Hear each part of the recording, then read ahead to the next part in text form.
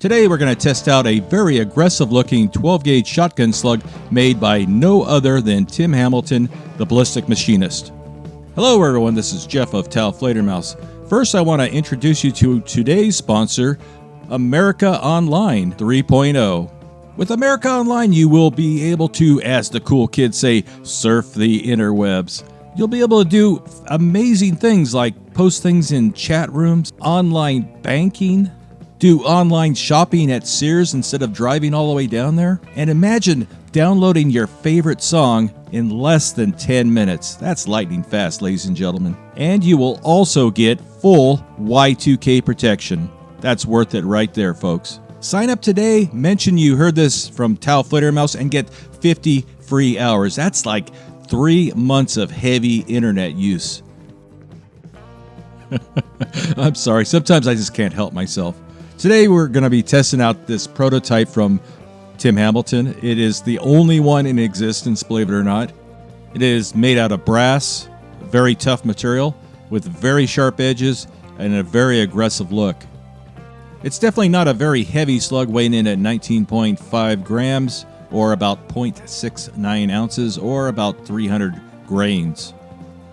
What's really intriguing to me is that Tim opted to use the Ballistic Products ballistic rifling tail, as they call it there. That tail is normally used on the AQ slug, and I'm kind of surprised that Ballistic Products sells the tail wad separately. The slanted ribs on the tail assembly does cause a mechanical spin. When we tested the AQ slugs from a smoothbore in the past, we did see a pretty decent spin, and the performance of them were quite good. Today we want to find out if this rifling tail will actually stabilize this slug also. The slanted ribs fit tightly down the barrel, and friction alone is what causes the spin. Now, for some reason, a lot of people think that the slanted ribs cause it to spin from the air flowing over it. The slug has to be completely stable when it leaves the barrel. If you're waiting for it to start spinning afterwards, the game's over. It's just too late.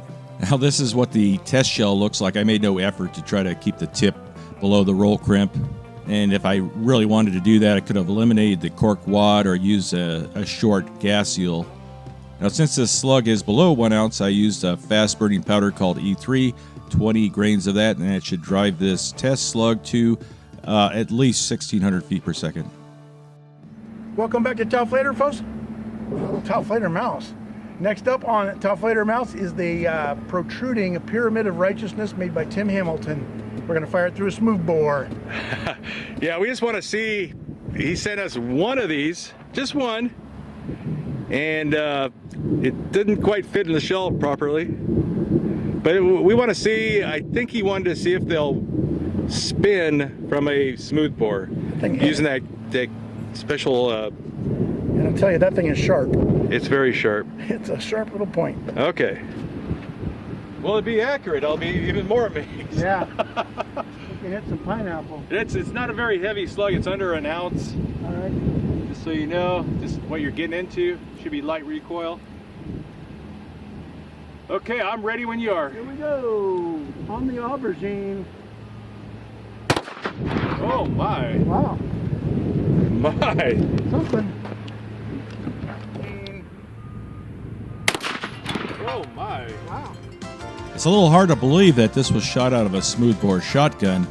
We achieved excellent spin, great stability, and incredible accuracy. The design looks really good, and I hope that Tim brings these to market. I would really love to do further tests, especially through ballistic gel.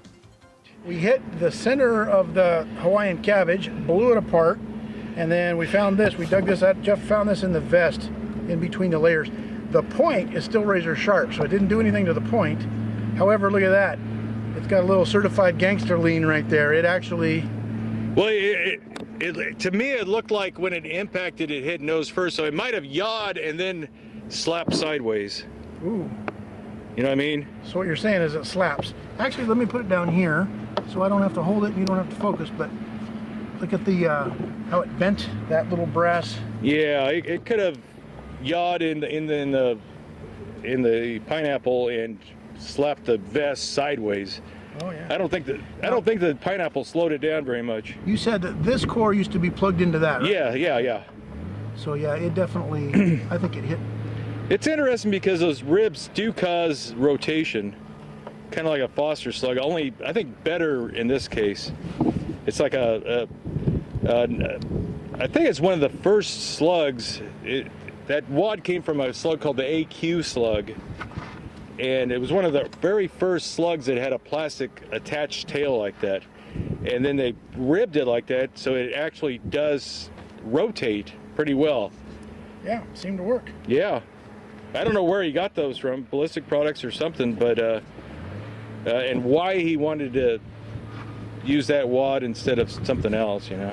I don't know, but that's a pretty mean looking projectile if that thing was to hit you nose first, because first of all it's sharp AF, and then it's got those flutes which sort of like the Lehigh defense rounds that we've shot before. Yeah. All the other designs kind of in theory would plow through, snow plow through soft tissue, and I saw like almost like a hollow point. when you see it entering the pineapple, you see like 4 little flashes, you know, the energy coming out. Yeah. Like That was the pineapple energy, though. That's well. King come on, I want to lay ya. Coming out of the Well, anyway, Hawaiian cabbage. I hope that's what Tim wanted us to test. Well, that's what Tim got. We didn't test it out of a. If we shot it out of rifling, that'd be cheating. Out of a smooth bore, we had a decent spin, and Jeff, you should mount this. great. You should mount that on a ring. Get yourself a little pimp ring. Look at that. Oh my gosh, Woo. that would hurt. I would like hit myself with Yeah, it. and you reach up to scratch your forehead. You Yeah, put out your eye. again. Great, I'm blind again.